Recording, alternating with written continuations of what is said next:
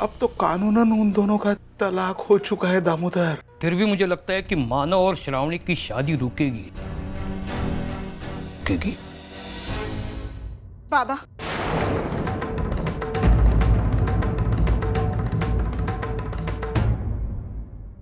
मैंने जिस दिन इस घर में कदम रखा था उस दिन से लेकर आज तक मैंने आपको अपने पापा की जगह माना है। आपको वो हर मान सम्मान दिया है जो कि एक बहू को अपने ससुर को देना चाहिए। मुझसे शादी करने के मानव के फैसले के बाद भी आपने उनका हौसला तोड़ना चाहा। अर्चना और मानव को एक करने की आपने पूरी कोशिश की, पर क्या मैंने एक बार भी आपसे कोई भी शिकायत की? नहीं ना, क्योंकि मैं एक बाप के जज्बातों को बहुत अच्छी तरह से जानती हूँ बाबा, इसलिए मैं चुप रही। लेकिन आज आपके मुंह से ये सब बातें सुनकर मुझे बिल्कुल अच्छा नहीं लगा बाबा। बाबा, अब जब बात मुहूर्त तक पहुंच चुकी है तो आप ये शादी तोड़ने की बात कर रहे हैं। क्यों बाबा? आप ऐसा सोच भी कैसे सकते हैं बाबा? अब इस वक्त बेटा, मैं अपने बच्चों को खुश देखना चाहता हूँ और मेरा मन ये कहता है कि मानव और अर्चना अलग होकर कभी खुश नहीं रह सकते। श्रावणी, मैं तुम्हें भी बहुत चाहता हूँ, तुम्हारी इज्जत करता हूँ। जब सचिन ने मुझे तुमसे पहली बार मिलवाया था तब से मैं तुम्हें अपनी बहू मान चुका हूँ, लेकिन सचिन की पत्नी के नाते, ना कि मानव की पत्नी के नाते। श्रावणी, जरा सोच कर देखो, फिर तुम्हें अपने आप एहसास होगा कि तुम मानव के लिए बनी ही नहीं हो। बेटा, मानव अर्चना के बगैर अधूरा है, इसलिए उसकी बगल में मैं तुम्हारी कल्पना कर ही नहीं सकता। मानव और अर्चना के बारे में मेरी सोच कभी बदल नहीं सकती। बाबा, आपकी सोच चाहे जो भी हो, लेकिन इस शादी को कोई नहीं रोक सकता।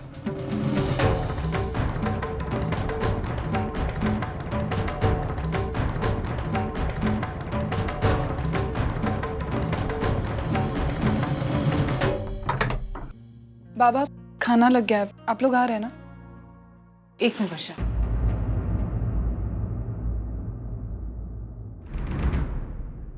वर्षा, इस तरह से चुप रहने से, मुझसे बात ना करने से प्रॉब्लम सॉल्व तो नहीं होगी ना? गलती सबसे होती है, मुझसे भी हुई, और मैंने तुमसे माफी भी तो मांग ली है ना। कोई भी इंसान परफेक्ट नहीं होता, लेकिन जो अपने होते हैं, अपनों के साथ होते हैं, उनकी खामियों को भुलाकर आगे बढ़ने में ही समझदारी है। तो फिर शायद मैं समझदार नहीं हूँ। वर्षा, आई, मैंने आपसे पहले भी कहा था, जो कुछ भी हुआ उसे भुलाने में मुझे थोड़ा सा वक्त लगेगा। बहुत कुछ भुगता है मैंने पिछले कुछ दिनों में। आपने मुझसे जो कुछ भी कहा था वो बातें मेरे दिमाग से नहीं गई है अभी तक। जिस तरह के आरोप इल्जाम आपने मुझ पर लगाए, उसे भुलाना थोड़ा सा मुश्किल है। वर्षा, तुम एक बार मेरी जगह आके देखो। अगर मेरी जगह होती तो क्या करती? तो भी मैं वो नहीं करती जो आपने किया। नहीं आई, बहुत हर्ट हो चुकी हूं मैं, और मुझे लगता है इतनी जल्दी मैं आपसे नॉर्मली बिहेव नहीं कर पाऊंगी।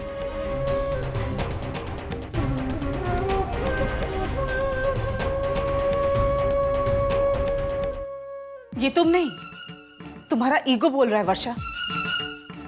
अब तुम मेरे गलत होने का फायदा उठा रही हो। इतना अहंकार रिश्तों के लिए अच्छा नहीं होता। आप चाहे इसे जो भी समझिए, लेकिन झूठ मूठ का मान सम्मान मैं आपको नहीं दे सकती। कुछ भी ठीक नहीं है और फिर भी सब कुछ ठीक होने का नाटक करना मेरे स्वभाव में नहीं है। जो मेरे दिल में है वही मेरे चेहरे पर दिखता है। सॉरी आई, लेकिन मैं आपके सामने झूठ मूठ की मुस्कुराहट लेकर नहीं आ सकती।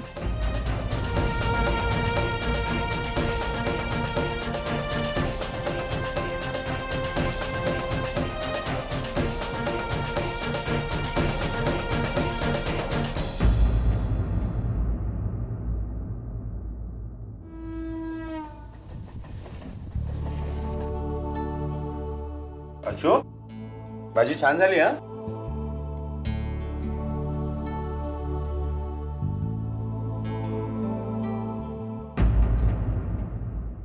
आई,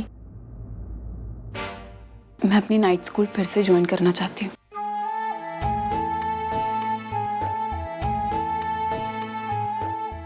अरे वाह, ये तो बहुत अच्छी बात है। अर्चू, तूने पिछली बार 9th के एग्जाम्स पास किए थे ना? हाँ दादा, उस बीच में 3 महीने के लिए अपने घर।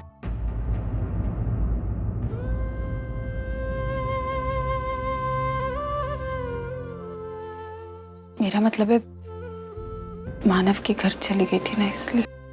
कोई बात नहीं अर्चू, अरे इस बार तू 10वीं की परीक्षा देगी ना तो मैट्रिक हो जाएगी। और एक बार अगर तूने मैट्रिक पास कर लिया ना तो तुझे कहीं अच्छी नौकरी भी मिल जाएगी। और अगर तू नौकरी करने लगेगी तो घर के खर्चे में हाथ भी पटा पाएगी।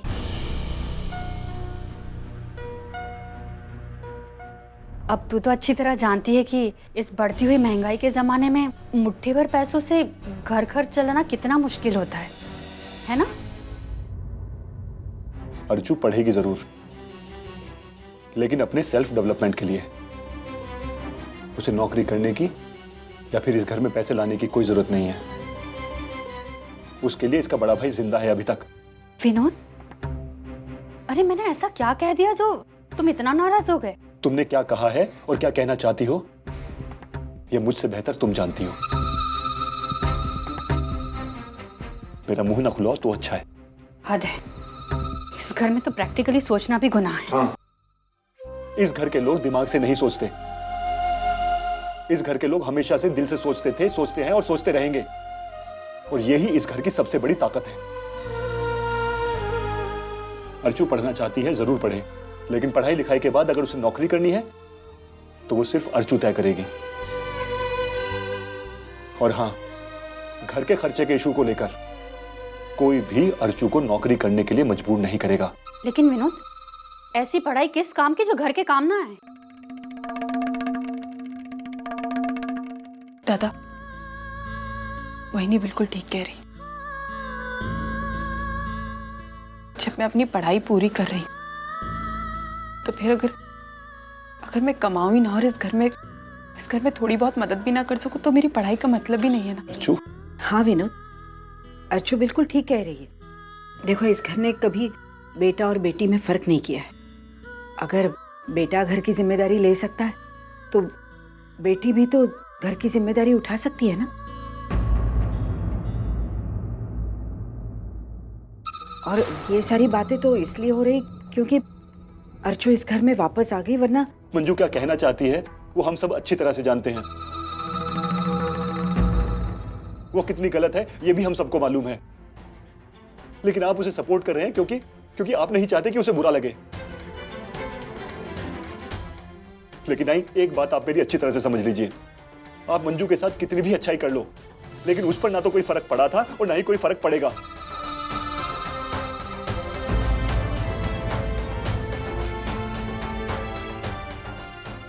विनोद बेटे,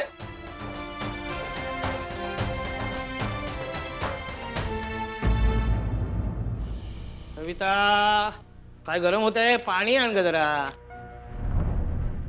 अगं पाणी आण। चिल्लाते क्यों है? ला रही हो ना पानी।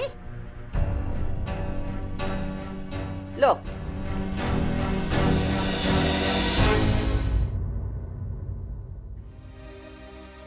आप अभी श्रावणी से क्या बात कर रहे थे?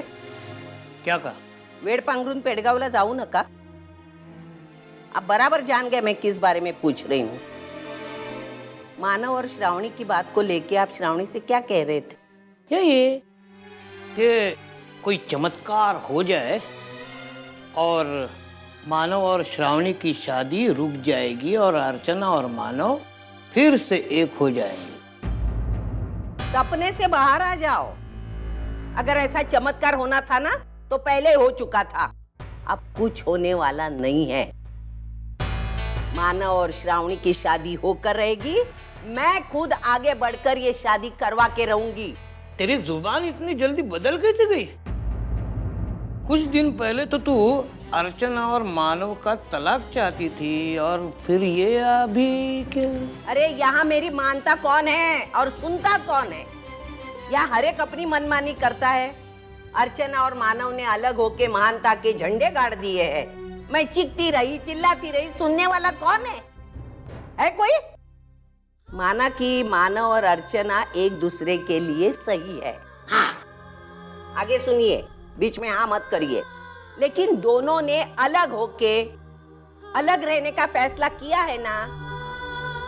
अगर उनको कोई अलग रह के फर्क नहीं पड़ता तो मुझे भी कोई फर्क नहीं पड़ता। मैं श्रावणी और मानव की शादी करवा के अर्चना को दिखा दूंगी तेरे सिवा भी ये घर चल सकता है। समझ गए? ये बाप्पा, अक्कल शिकव रे काहीतरी हिला।